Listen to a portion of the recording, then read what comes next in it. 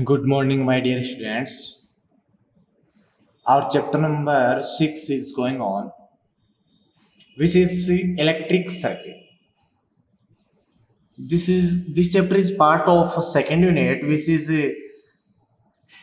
current electricity. Okay. Yesterday we discussed about a very important topic, which is Kirchhoff law, and we find here two type of Kirchhoff law. First is Kirchhoff first law, or we can say this current law and junction law. What is junction law? According to this junction law, the algebraic sum of electric current at a junction point is always zero. It means summation I is equals to zero. This is the junction law of uh, for a electrical circuit. And another law of Kirchhoff, this is known as loop law and voltage law. What is voltage law? According to this voltage law, in a closed circuit, it means closed loop, the algebraic sum of the voltages across the resistance is equal to the algebraic sum of electromotive force of cells which is connected to that loop. Okay, it means summation IR is equals to summation E. These are the some important laws of Kirchhoff. Okay, you learn it because of these laws, very important for our annual examination. Our next topic is Wheatstone bridge, a special circuit, a special electric circuit of force resistances, and by this Wheatstone bridge we calculate unknown resistance, value of unknown resistance, and we discussed balance condition of Wheatstone bridge, which is P upon Q is equals to R upon S. Okay, in this sequence our next topic is balancing condition of Wheatstone bridge using Kirchhoff law. Okay, today we find balancing condition of bridge by the help of Kirchhoff law. Now firstly we determine a Wheatstone bridge. Okay, this is the figure of a Wheatstone bridge. Here four resistances PQRS is connected in a series and a parallel combination, and here two bridges. First is AC. In this bridge a cell of EMF E and a key K1 is connected between the point A and C, and a galvanometer Z and key K2 connected between B and D. Okay, if we close key K1, then a current I is passing through this main circuit. Then at point A, this current is divided into two parts. First is suppose that I1 and second is I2. Okay, now we consider potential at point B is greater than to potential at point D. In this case, this current I1 again divided into two parts. First is suppose that the charge flowing through this galvanometer is suppose that Ig, and resistance of this galvanometer is Rc. Then a small part of current is flowing through this galvanometer, and remaining part of this current is I1 minus Ig is flowing through this resistance Q. And at here point D, this current I2 and this current Ig is combined, and then total current passing through the resistance S is I2 plus Ig. Okay, now we know the Kirchhoff second law. and here two loops are present. First is A B D A and another is B C D B. Okay, so from Kirchhoff's second law, in loop first loop is A B D A. So in loop A B D A from Kirchhoff's second law, it means voltage law, the total voltage across the resistances is equal to the total EMF of a cells in that loop. It means the total voltages across the resistances is at a resistance P, which is I1 into P. This is positive because we are going in same direction of electric current. Here again we are going in same direction of electric current, so again positive I current which is passing through the this galvanometer, and resistance of galvanometer is RG. Okay, now D2A, then we are going to opposite direction in the direction of current. Then in this situation here negative sign minus I2 into R is equals to 0. This is equation number 1. Okay. Now in loop BCDB, again Kirchhoff voltage law, from voltage law, in this loop voltage across the resistance R is I1 minus Ig into Q. We are going to same direction, then this is positive. Here we are going to opposite direction, this sign negative I2 plus Ig multiply as again opposite direction, so negative Ig into Rg is equals to 0. This is equation number 2. Then dividing by equation 1 in equation by equation 2, then we get now we know that the balance condition of Wheatstone bridge, in balance condition current passing through the galvanometer becomes 0. So Ig is equals to 0 because of in balance condition potential at point B is equal to potential at point D. In this situation current flowing through the galvanometer becomes 0. It means Ig equals to 0. So in balance condition from equation 1 and 2, from equation 1 I1P this equals to 0 minus I2R is equals to 0. So I1P is equals to I2R. This equation number 3. And from equation 2 here I1 into Q, because of Ig equals to 0, and here again Ig equals to 0, so minus I2S, here Ig equals to 0, so 0. So I1Q is equals to I2S. This equation number 4. Now divided equation 3 by equation 4, equation 3 by equation 4, then I1P upon I1Q is equals to I2R upon I2S. I1 to I1 cancel out, I2 to I2 cancel out, then we get P upon Q is equals to R upon S. And this equation is represent the principal or balance condition of Wheatstone bridge. Okay, this is the derivation of balancing condition of Wheatstone bridge using Kirchhoff law. Okay students, now our next topic is very important, which is meter bridge. Which is meter bridge. Meter bridge is based on the principle of Wheatstone bridge. It means that this bridge is working on the base of a principle of Wheatstone bridge. It means P upon Q is equals to R upon S. And by this, by the help of meter bridge, we can determine unknown resistance. Okay, so now we see the construction of a meter bridge.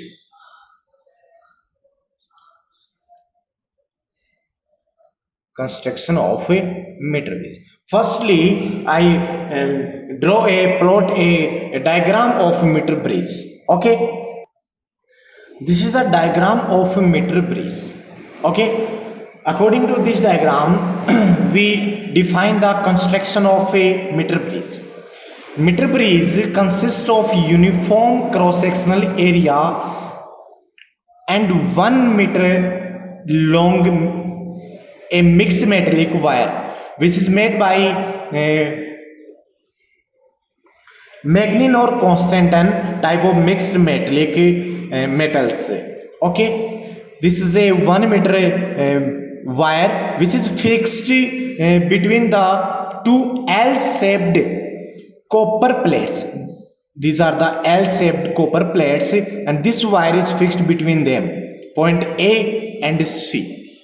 Okay, and another plate, this is D, is placed between the L type of plates. Okay, here a resistance box, this fold type known as A and this is known as C and this plate is known as D. Okay, and a resistance box is connected between A and D and a unknown resistance is connected between D and C. Okay, and a metric scale, this is a metric scale is connected to parallel to the wire, and a bridge which is between A and C, this point A and this point C. So a circuit of a cell, a rheostat and a key which is connected between point A and C, and another bridge between D and B, this point B. We can say a galvanometer is connected to point D and a jockey, this is a jockey, this is a also type of key but this is movable. Okay, so we can say this is a jockey. This jockey is connected to another end of galvanometer and this jockey is touched on this wire AC. This point here touch the jockey, this point is known as B. Okay, this is the construction of a meter bridge. Now working of meter bridge, what is the working? Now firstly we taking out a suitable resistance capital R from the resistance box. Now we close the key K, then in this situation a current I flowing through the whole circuit. Okay, in this situation the galvanometer shows the deflection. Galvanometer shows the deflection. Now if we move this jockey, then this deflection is changed.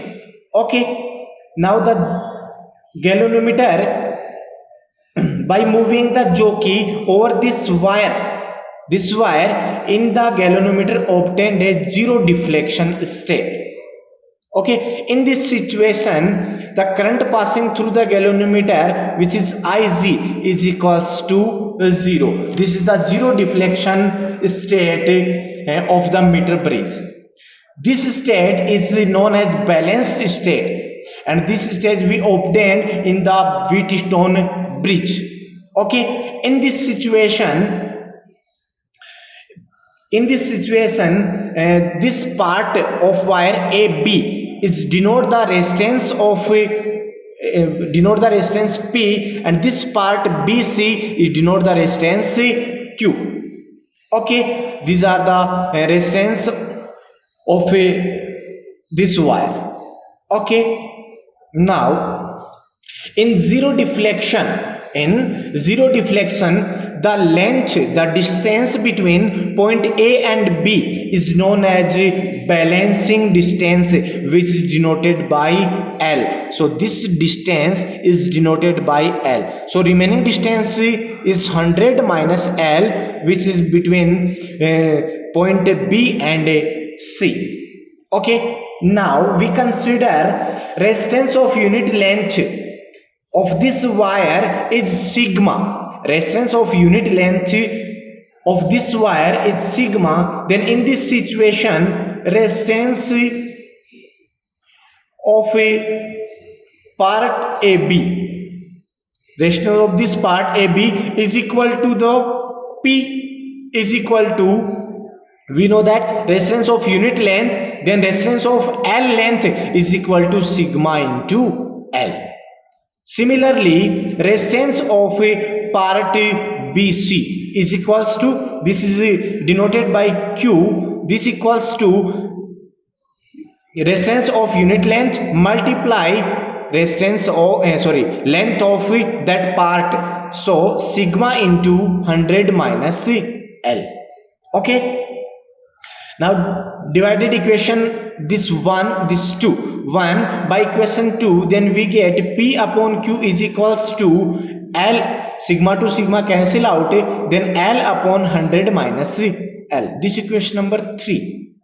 And we know that a meter bridge work on the principle of Wheatstone bridge, and in balance condition Wheatstone bridge P upon Q is equals to R upon S. This is the balance condition of Wheatstone bridge. From this equation, P upon Q is equals to R upon S, put this value in this equation, then we get R upon S is equals to L upon 100 minus L. From this equation, we get unknown resistance. We get unknown resistance, which is denoted by S,